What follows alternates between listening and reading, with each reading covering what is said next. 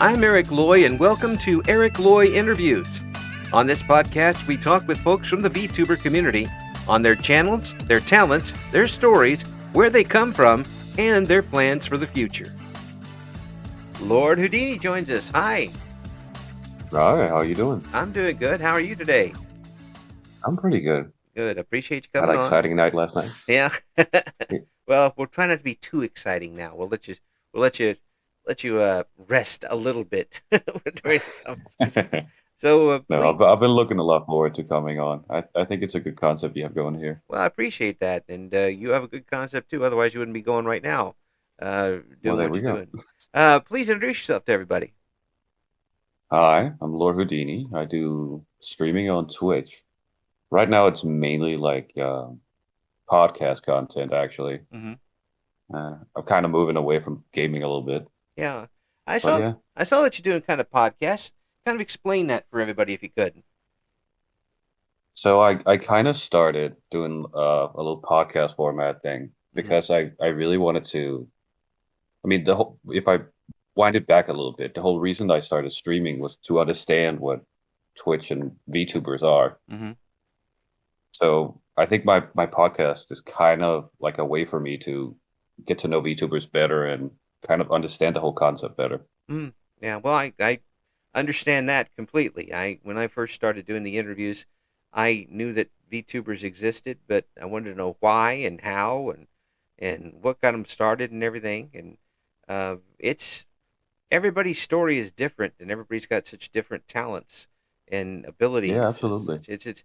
And people ask me, you did radio for 100 years, talking with sports people and out politic people and all that stuff, and I'm like, yeah, but these are real people. Oh, well, they're real fake people, right? Yeah, real fake people. But the stories and the talents behind them are all diverse, and I haven't interviewed somebody yet I didn't think was interesting. Um, Well, there you go. yeah, it's it's kind of addicting in a way, but it's also if you're curious, it's a very rich place to go for content and be able to talk with folks. Have you found that? Oh, absolutely. Well, There's such a wide spread of personalities. It's very entertaining. yeah, it and And and I think the whole community bonds over a lot of things in a cool way. yeah, and so many diverse backgrounds. You get people who are introverted, extroverted, people who didn't even know they wanted to do it, and some people you would think, why are you doing this in the first place? And other people who it almost seems were born for it. Oh yeah, absolutely. Yeah, so what what draws you to wanting um, to talk to other people? Is it that type of curiosity for you? Yeah, I'd say kind of. It's like I really like to getting to know people, and I was like, hey, if I'm streaming on Twitch anyways, I might as well make like getting to know people like a thing I'm doing. And Yeah, like if I get to know people, I can also show my community and my audience like the people and like bond over like all the cool people I get to talk to. yeah. It's when you get to talk to people from around the world and do this, and it sometimes does hit me where I'm talking to somebody standing upside down on the other side of the planet, um, and especially when I look back to my early days in radio, which were the mid 1980s, for crying out loud. Um, That's a while ago. it's a long while ago, longer every day.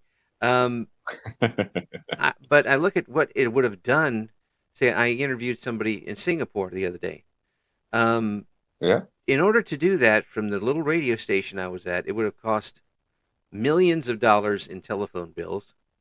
Um, Oh yeah. it would have sounded like I was yelling into a tin can that was full of beans, and it really wouldn't. It'd be tough to even keep the line going that long. As it turns out, it sounded like they're in the next room, and Yeah, that's kind of wild. that the amount of technology in that 40 some odd years is pretty amazing. And I'm just glad we're able to do something like this. Absolutely. It kind of makes you think what kind of technology is going to happen in the next 40 some years, you know? Yeah, yeah. Well, I'm probably not going to be here for that. Of course, knowing I'm technology, sure. the way technology goes, it may not matter that I'm not here. That there might be an AI doing it. I don't know. Well, we never know. We never Oh, know. yeah. Well, I hope that AI is making money Well, who knows? because radio, Maybe money radio, won't be necessary. yeah, local radio ain't doing it these days. So I hope people are Nah. able to find things. Are you? Do you have a kind of a background in interviewing, or is it just something you kind of picked up?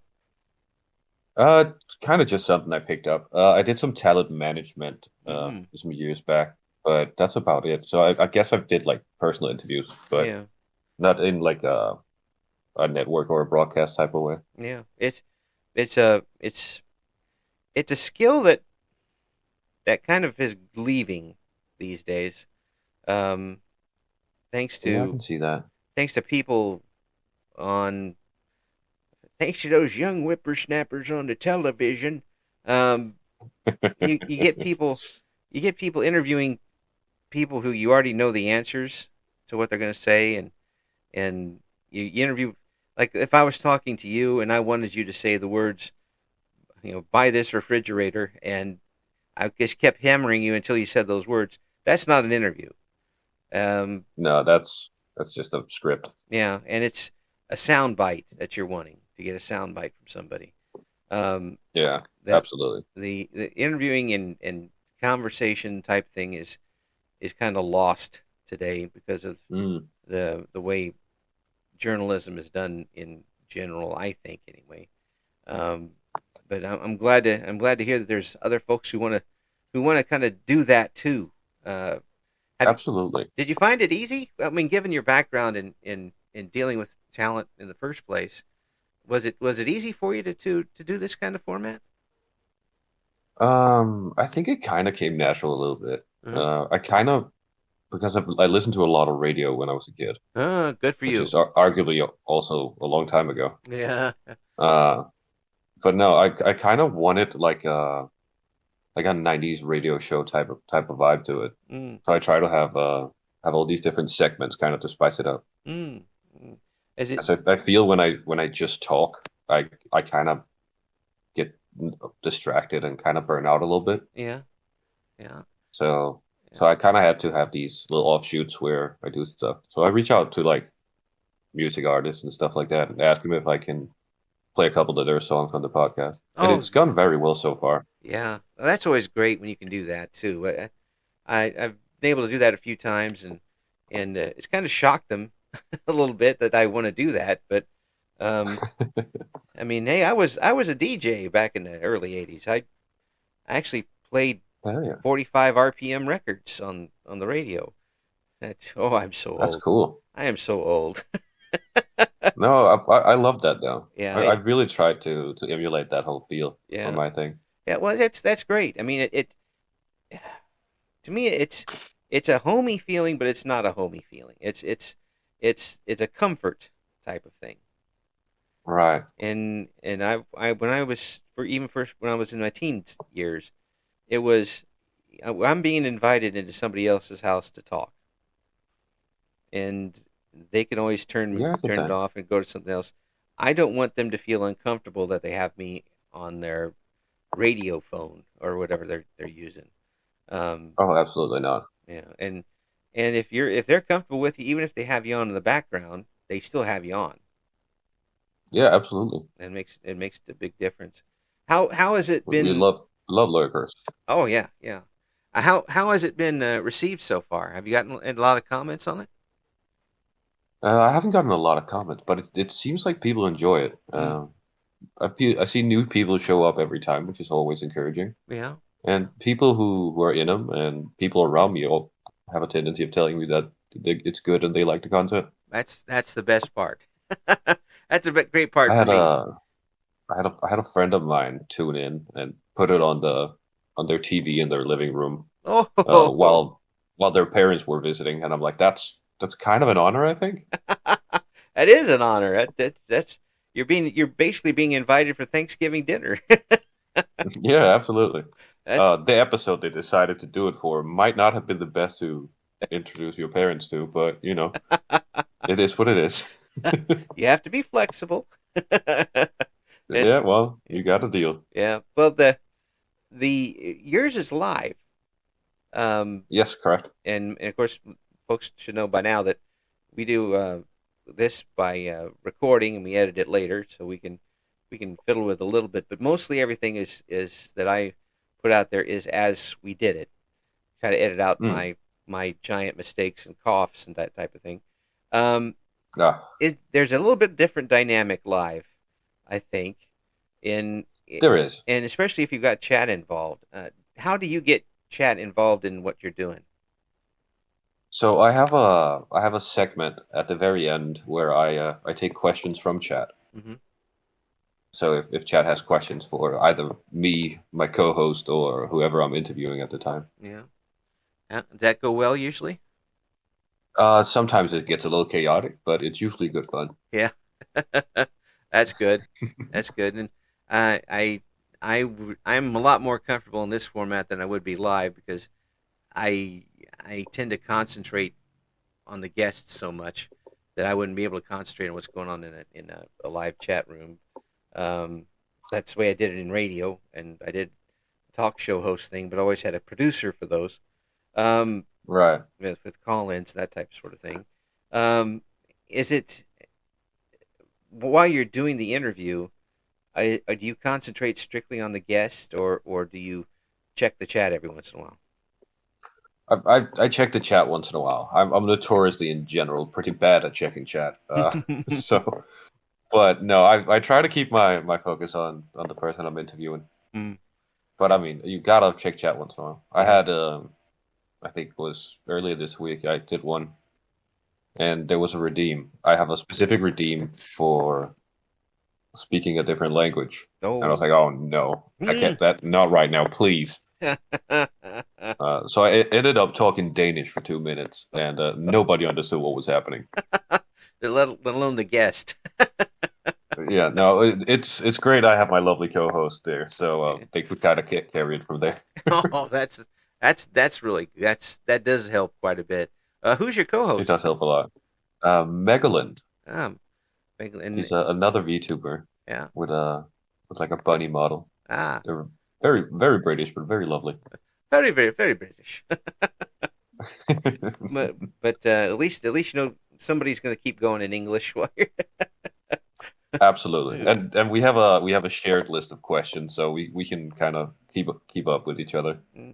So So they could kind of just read the next question while I was talking in Danish. yeah, now with that, people have different ways of interviewing. Obviously, like they do anything, like reading a book. I tend to go without writing any of the questions down. But I don't have a Right. co-host, so that might Mm. change things up a little bit. Um, is it easier for you to interact back and forth when you do have the questions written down between the two of you? I think the questions is kind of like it's kind of like a backbone. It's like something to kind of lean on when you don't know what to talk about, you know? Yeah, yeah, I It's can see not that. super necessary, but Yeah, I mean, it's nice to have so you kind of have some structure to what you're planning. yeah, I think so, and I think I imagine it's much better when you do have a second person there with you, because Mm. if you hit that lull, then they can pick it up and go from there and kind of it's really co-host. I mean that's Yeah, absolutely. yeah it and imagine you're not in the same place while you're doing it, which um, I mean you're both No, online from your respective computers. Uh, yeah, correct. that adds a little extra to it. Yeah, You like take the take the difficulty and square it or cube it a little bit with that because now you got to rely on somebody else's computer and yours at the same time. yeah, you're right. Yeah, but it does allow you to have those times when I mean, there's just some days where it just the brain don't work good. Oh yeah, I have those days. Trust me. And you have the other person to pick you up. But Exactly. it with this, are they streaming too, or are you doing it on your feed only? Oh, it's only on my feed. Mm, They early on when I kind of contacted them, I was like, hey, I would like you to join this and co-host this if you want to. yeah. And they were very clear about the fact that they didn't want to stream it too because they wanted all the credit to go to me, and I was like, oh well, that's it's not really what it's about, but it's very lovely. That's not what it's about, but sure, I'll take all the credit. Yeah, absolutely. I mean, I'll take the credit. That's and you can have I'll give you 99% of the blame, and I'll take the credit. Yeah, absolutely. See, you get it. You get Oh it. yes, take it off you as quickly as possible onto somebody else.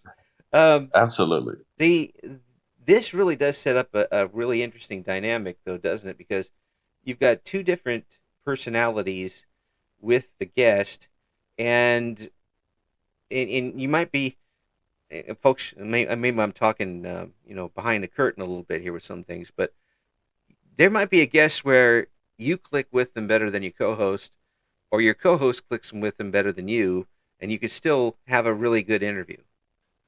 Yeah, absolutely. And I think that's one of the big positives of having a co-host. Like the split the multiple personalities is just allows for like a wider range of interaction, mhm, which is absolutely lovely. yeah, I think that is a big plus for that sort of thing. Of course, now if you have two hosts and neither of them click with the guest, then you Yeah, then you're in for some trouble. I need another co-host. Anybody else? Third co-host. You know, Eric, I'm gonna call you next time. We're gonna have a third co-host. It's gonna be wonderful. Oh, hey, if you need a fill in, I'm probably around sometime. Um, You know what? I'll hold you to that. yeah, that would be fun. That would be fun. I would love that quite a bit. Um, Absolutely. yeah, I it the situation here is I've always been somebody who didn't write things down because I want to be when I'm talking to the guests, I want to be so interested in what they're saying, and I am, that my questions come from what they say. Oh, And absolutely. and it doesn't sound like that you're married to the questions that you're writing down, that you'll be agile enough to uh, to realize, if somebody brings up something you didn't think of before, let's let's talk about that for a while. Oh, absolutely. We kind of just roll with what happens, you know. Mm, It's not because it's not like the questions are like law. yeah, yeah, that's I've heard folks do that before, and it just drives me up a tree. No, we try to go with going with what makes sense in the moment. Have you heard that where somebody you can very tell that they're going from one question to the next? Yeah, it almost sounds like in school when you had to do a presentation Yes, yes. and you're kind of like, "Ooh, I don't know about this one." That's when you could really have an AI do it because they're just going to go to the next thing True. anyway. Um, Yeah, they're just gonna follow the list and call it a day. yes. Now the next question, Lord Houdini, is about what did you have for breakfast? Today? Yeah, no, that's the way it comes out. It comes very sing-songy and Yeah, it's very and mechanical. very very very mechanical. But so when you're on doing the games, you say you do less and less of them now. What type of Yes. games are you streaming when you are with them? I've streamed a lot of Magic the Gathering. Oh, yeah, yeah. I, Uh, I I don't know any of the rules, but I will sit and watch somebody do it. um, Throw cards and hope for the best. I could do that. Well, there you go. Yeah, You're a pro already. but the strategy behind it is interesting to me.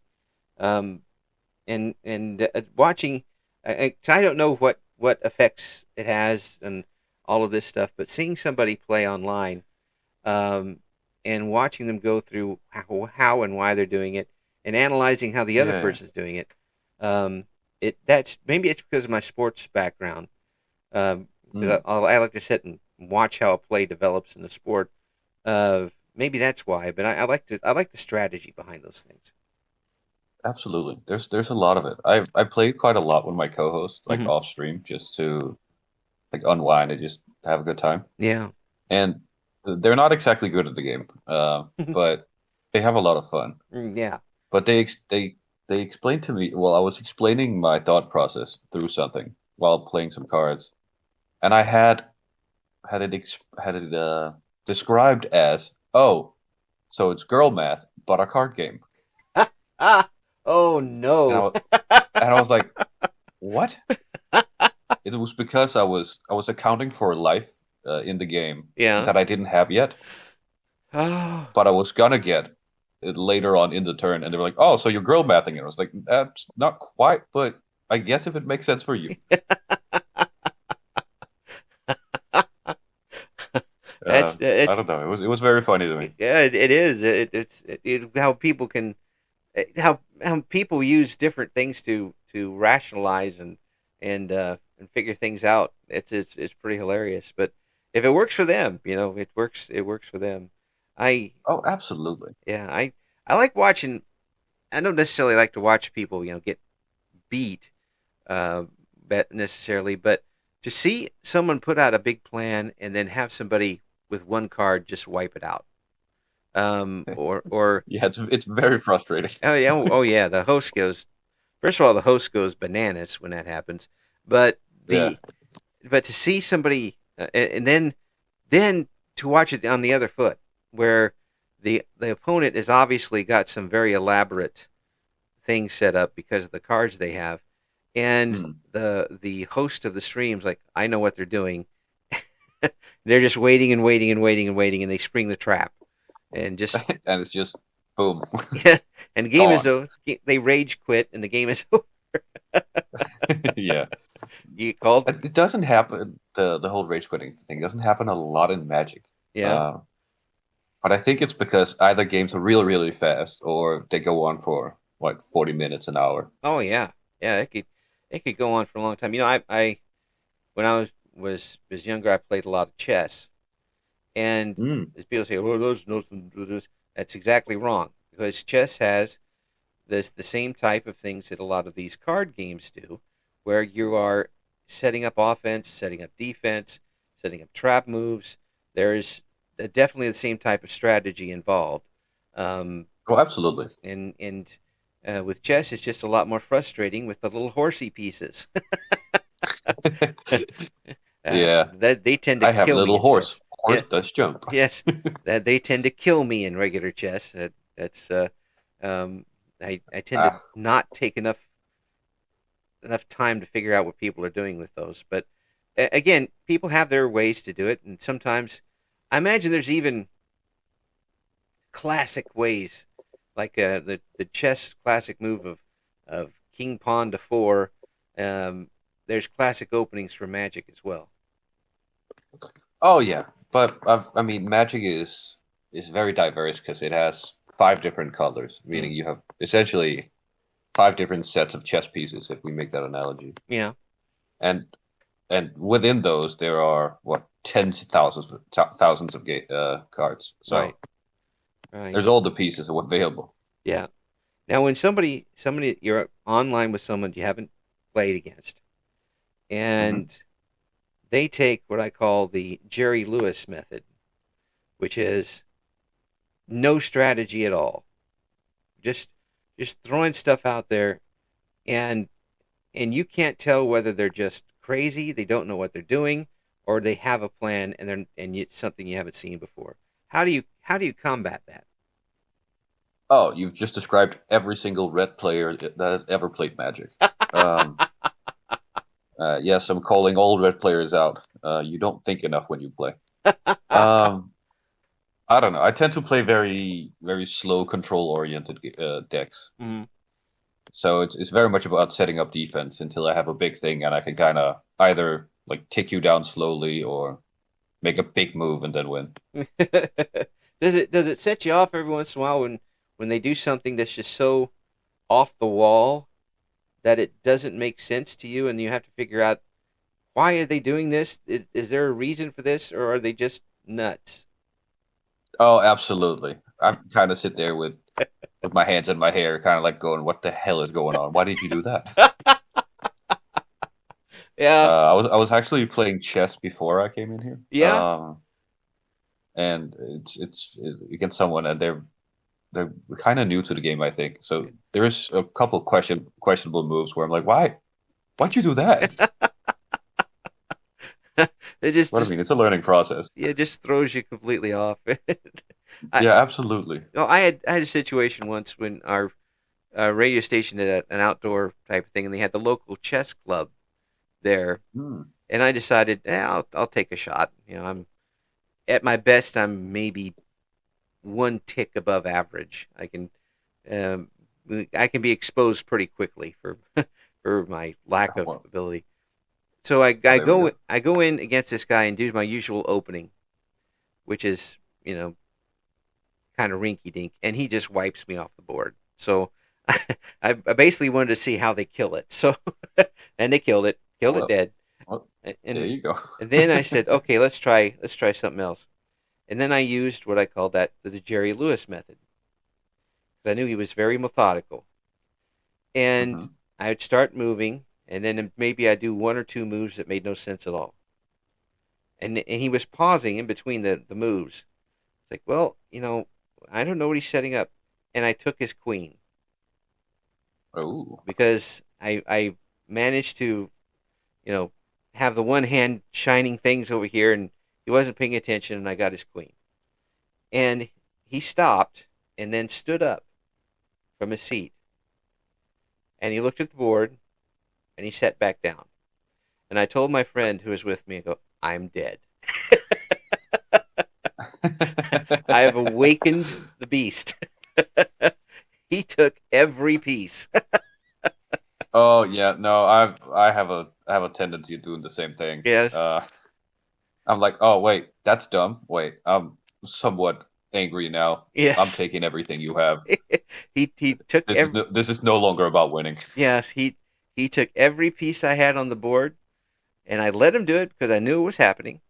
But I was going to take my beating like a man, and he finally mercifully got got my king by himself, and I conceded.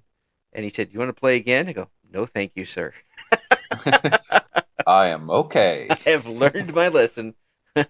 I got a queen. I am happy with this result. I said, "You, Oh, I love that. yeah, that's they'll and thing is, some of those folks will seethe about that for days." Oh, I am one of those. Oh, I I am can't I'm very believe much one of those. I can't believe they got my I queen. I think I am competitive to a fault at times. I was just happy at that point, and I'm like, I really had no game plan after that, which did not help things. Uh, but when he stood up and then assessed the board and sat back down, I was like, oh no. You done screwed up. Yeah, I could see the everything moving in his mind, like exactly how he was going to destroy me. Like, okay, I deserve You could that. hear the cogs moving. Yeah, I deserve that. Let's just take that.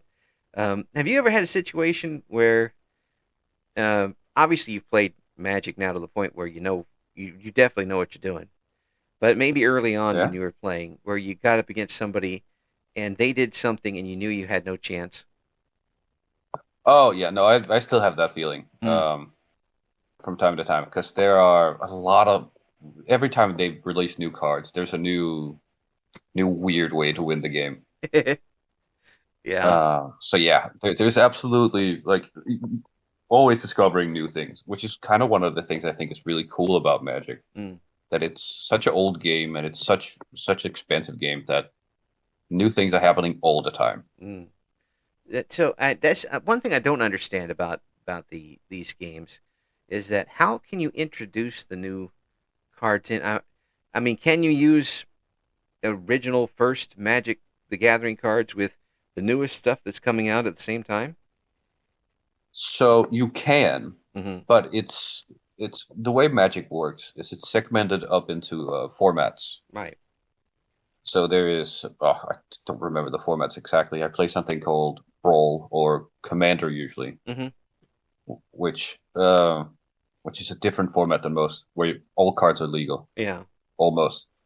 But if you want to play with all the new cards, you play a format called Standard, which is only the last, what, 5 or 6 sets of cards released Well, okay. you're allowed to use. Okay. And then there are other formats that go to the last 12. And then there's something called Legacy for all the millionaires. Oh no, the decks in Legacy, if you want even a half okay deck in Legacy, is upwards of $10,000. Oh, Jimmy Christmas. And Ugh. I'm like, you know what? I like Magic, but not that much. It's very expensive cardboard. Yeah. And the situation too. I mean, there's obviously some cards that are way more powerful than others. Um, but it seemed to me if you had a whole deck of them, you couldn't win because you have to have other cards to play along with it. Oh yeah, absolutely. I mean, you can't just have all big hitters and not have anything to power them with. True, true. Yeah. I mean that's one of the fun things about Magic. Some of the small guys are typically or can be some of the best cards in the game, Yeah. which Yeah. is very fun. It doesn't always have to be a big guy trying to punch you for a million damage. Yeah. So, Sometimes it can just be a little guy. would you rather hit somebody for a lot of damage, or would you rather trap them? Oh, I love trapping people. It's my favorite. Um, as the longer I can have them sit there and kind of suffer is the better. That's very evil of you. I like it. Thank you, thank you. I take that as a compliment. Is it? I got him. Yeah, I like to explain it to I duct tape them to a chair and throw pennies at them until they die. That's great. Well, it's very fun. Yes. I'm going to nitpick you with this 1-1 for the entire rest of the game. Absolutely. It's just the Or making a million tokens is always fun. You can yes. always make like a million little 1/1 guys.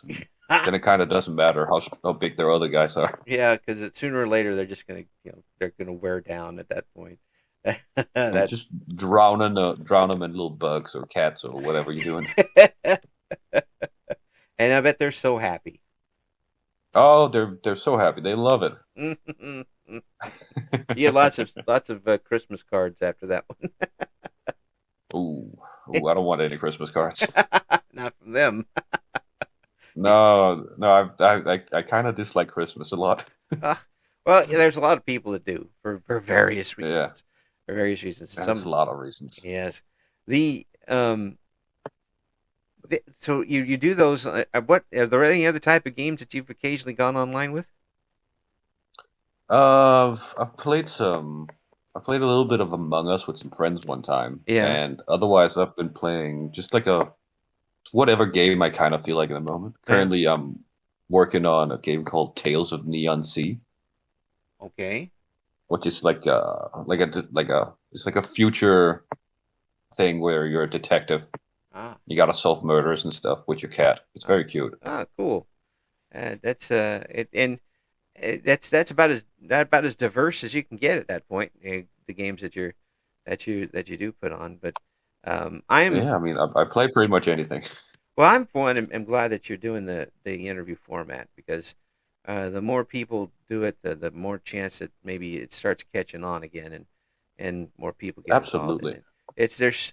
There's so many people now doing this VTubing, whether they're doing it as a hobby to two people at a time or less, or they're doing it and they're making a little money on it to anything. There's so many people to talk about. There's so much to show people. Uh, Oh, absolutely. uh, just the topics are endless, and the people are usually pretty wonderful. Um, And the possibilities are endless. oh yeah, yeah, absolutely. So my hat's off to you for that, and keep going. Let me know. Let me know if you need me to set in every once in a while, and we'll try to figure that out. That would Oh, be I'll absolutely hold you to that. that'd be a lot of fun. And Oh, yeah. we're definitely going to have you back for more here, if that's okay with you. Oh, Um, I would love it. I would yeah, love it. keep up to it. We're gonna have the links for Lord Houdini stuff up in the description for the interview, And please check out what Lord Houdini's got going on. If you enjoy the interview formats, this is you should always have a roster of people because if people do it different ways. There's always different ways to slice the apple, and find out exactly where things are coming from. And Lord Houdini does a great job. Thank you so much. Oh, you're very welcome. Thank you for listening to Eric Loy Interviews. Join us again next time when we talk to another member of the always interesting VTuber community.